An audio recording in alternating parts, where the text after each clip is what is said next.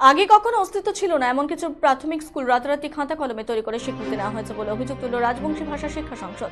সংসদে বক্তব্য, এই সমস্ত স্কুলগুলো স্বীকৃতি দেওয়ার ক্ষেত্রে নিয়ম বহির্ভূত কাজ হয়েছে। এই অভিযোগে শুক্রবার জলপাইগুড়ি সার্কিট বেঞ্চে মামলা দায়ের করা হলো। শুধু তাই নয়, স্কুলগুলোতে যে শিক্ষক নিয়োগ হয়েছে তাও বাতিলের দাবি তুলেছে সংসদ। এদিন সংসদে বক্তব্য, রাজবংশী ভাষার মাধ্যমে শিক্ষাদানের উদ্দেশ্য নিয়ে রাজবংশী এডুকেশন কাউন্সিলের পক্ষ থেকে 2011 সাল থেকে উত্তরবঙ্গের জেলাগুলোতে প্রাথমিক স্কুল তৈরি করা হয়।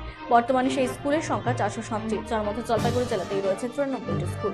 এছাড়া কোচবিহারে 176টি, দক্ষিণ দিনাজপুরে 28টি, উত্তর দিনাজপুর, সাতাপুর এবং আলিপুরদুয়ার ও দার্জিলিং জেলা মিলিয়ে 38টি স্কুল আছে। এই স্কুলগুলোতে প্রায় 1200 জন শিক্ষক শিক্ষিকা বিনা বেতনে কাজ করছে। এদের রাজবংশী ভাষা শিক্ষা সংসদের মুখপাত্র ভবেশ রায় দাবি করে বলেন, 2021 সালে বিধানসভা নির্বাচনের আগে রাজ্যের মুখ্যমন্ত্রী ঘোষণা করেছিলেন রাজবংশী ভাষায় যে সমস্ত স্কুলগুলো ইতিমধ্যে চলছে সেই সমস্ত স্কুলগুলোকে স্বীকৃতি দেওয়া হবে। কিন্তু দেখা গেল মুখ্যমন্ত্রীর ঘোষণার বাইরে গিয়ে রাজবংশী ভাষা একাডেমি অ্যান্ড কালচারাল বোর্ডের চেয়ারম্যান রাতারাতি খাতা কলমে কিছু স্কুল তৈরি করে তালিকা পাঠান। দেখা গেল দীর্ঘ বছর থেকে চলে আসা তাদের স্কুলগুলোতে স্বীকৃতি না দিয়ে তালিকায় থাকা স্কুলগুলোকে স্বীকৃতি দেওয়া হলো। এরই বিরোধিতা করে মামলা দায়ের করা হয় বলে জানিয়েছেন।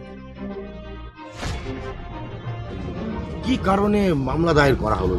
আমাদের 2011 সাল থেকে রাজবংশী ভাষা শিক্ষা সংসদের পক্ষ থেকে যে স্কুলগুলো মাতৃভাষায় যে স্কুলগুলো চলে এসেছিল রাজবংশী ভাষায়, সেগুলোকে আজকে স্বীকৃতি না দিয়ে মুখ্যমন্ত্রী তথা আমাদের বংশীবদন বর্মন রাজবংশী ভাষা ডেভেলপমেন্ট এবং চেয়ারম্যান বোর্ডের উনি দায়িত্বে আছেন একাডেমি। তো উনি আজকে ঘরে বসে যে লিস্টগুলো আজকে দিয়েছিলেন মুখ্যমন্ত্রীর হাতে, সেই ভুয়ো লিস্ট আজকে সরকার সেগুলো স্বীকৃতি করেছে।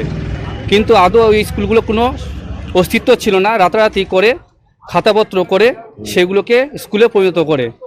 তার বিরুদ্ধে আমরা আজকে সেই স্কুলগুলো যে শিক্ষক নিয়োগ করা হয়েছে সেগুলোকে বাতিল করে, যার প্রকৃত 2011 সাল থেকে যে রাজবংশী ভাষা শিক্ষা সংসদের যে টিচাররা আজকে স্কুল চালিয়ে এসেছে তাদেরকে নিয়োগ করা হোক এবং বংশীবদন স্কুল বন্ধ করা হোক এবং যে সমস্ত আজকে স্কুলের শিক্ষক নিয়োগ করেছে তাদেরকে বাতিল করা হোক। আমি এটা রাজবংশী ভাষা শিক্ষা সংসদের পক্ষ থেকে মুখপাত্র আমার এটা দায়িত্ব এবং সেটা আমি বলছি, যেগুলোকে অবিলম্বে এগুলোকে বন্ধ করা হোক আর রাজবংশী ভাষা শিক্ষা সংসদের স্কুল যেগুলো আছে টিচার তাদেরকে নিয়োগ করা হোক। আমি এটাই দাবি।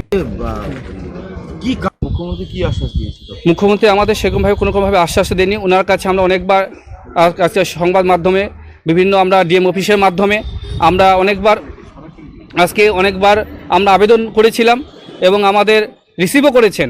উনি উত্তরবঙ্গে এসে ওনার হাতে আমরা কাগজ দিয়েছিলাম এবং আমাদের সমস্ত ফাইল দিয়েছিলাম, কিন্তু তা সত্ত্বেও সেগুলো আজকে এবং হাতে হাতে দেওয়া হয়েছিল সেগুলো তা সত্ত্বেও আমাদের কোনোরকমভাবে আজকে গুরুত্ব দিলেন না। তিনি সেই যেগুলো আজকে ভুয়া স্কুল সেগুলো দিকে আজকে তিনি লক্ষ্য রেখেছেন। এমনকি 2021-এর নির্বাচনের আগে তিনি কি বলেছিলেন যে সব স্কুলগুলো চলছে সেই স্কুলগুলোকে? হ্যাঁ, উনি বলেছিলেন যে রাজবংশী ভাষায় যে স্কুলগুলো দীর্ঘদিন ধরে চালিয়ে এসেছে অর্গানাইজ হিসেবে সেই স্কুলগুলোকে আমরা স্বীকৃতি দেব।